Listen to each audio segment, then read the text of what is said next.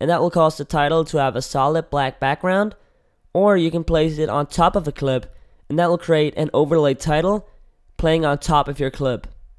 And that's what I'm going to choose for this example. You can either choose to extend it or shorten it by dragging on the sides. So what I'm going to do is I'm just going to extend it to the length of my clip. As soon as you've imported your title, it's going to look like this. The word title written with the default font right in the middle of the screen. And to change that, we have to go up to the inspector panel.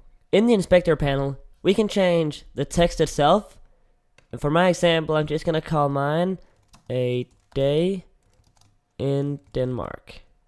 Then you can change the font. So for this example, I'm going to choose this title.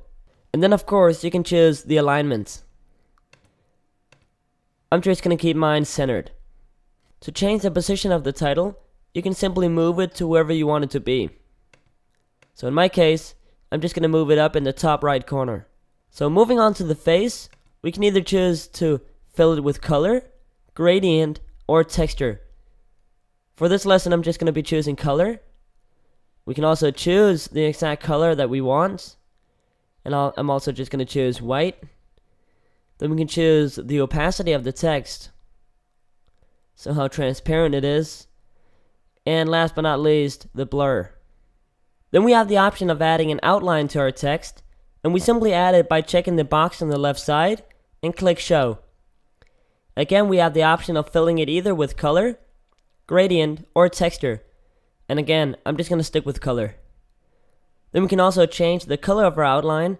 And since we already have white text, I'm going to give it some contrast by adding a black outline.